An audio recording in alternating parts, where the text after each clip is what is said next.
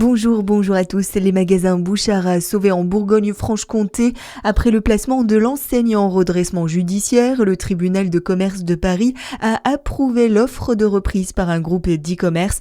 25 magasins étaient alors menacés, dont ceux de Dijon et de Chalon-sur-Saône.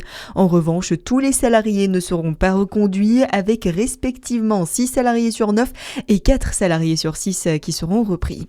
La colère monte dans le milieu universitaire à Besançon. La CGT du Doubs appelle à manifester aujourd'hui à 18h place Pasteur.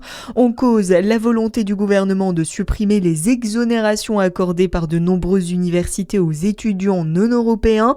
Si la mesure est appliquée, les frais pourraient atteindre 2 900 € en licence et 3 900 € en master. Le syndicat dénonce une politique qu'il juge injuste et contraire à l'ouverture de l'enseignement supérieur. Soyons plus pour payer moins. Après l'électricité, le gaz et le fioul, l'association Que Choisir Ensemble, ex-UFC Que Choisir, relance son opération d'achat groupé de pellets. Elle propose aux consommateurs de s'unir pour acheter leurs granulés de bois en vue de cet hiver afin d'obtenir des tarifs plus avantageux. Toute la démarche se passe en ligne. Chaque Français, où qu'il habite, peut s'inscrire jusqu'au 24 mai.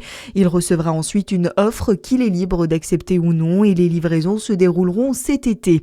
Gilles Castin est le président de la section locale de Que Choisir Ensemble en Saône-et-Loire. Trouver un fournisseur de pellets quand on est un consommateur, ça n'est pas simple. Il faut faire des recherches. Souvent, on va acheter quelques sacs, mais la palette, il faut la faire livrer. L'intérêt de passer par cette opération, c'est justement d'avoir quelque chose qui est clé en main. On a négocié avec un opérateur qui s'appelle Groupe Assol, qui est une entreprise qui est spécialisée dans ce genre d'opération. Et donc, on verrouille tout. Vis-à-vis d'un producteur, plus il y a de clients potentiels et plus on peut négocier des prix à la baisse. L'objectif, c'est d'aider les consommateurs à réduire leur facture d'énergie. En France, près de 2 millions de maisons individuelles sont aujourd'hui équipées d'un chauffage au granulé de bois.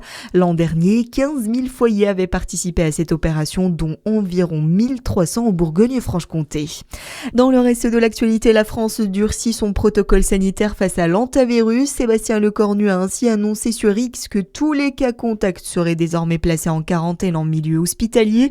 En parallèle, la passagère française diagnostiquée positive est toujours dans un état grave mais stable. Le garçon de 9 ans violemment frappé lors d'un match. Le garçon de 9 ans violemment frappé lors d'un tournoi de foot amateur dans le Pas-de-Calais. Son père a déposé plainte hier. Les faits se sont déroulés le 8 mai à Vendin-le-Vieil. Et puis, c'est le coup d'envoi de la 79e édition du Festival de Cannes.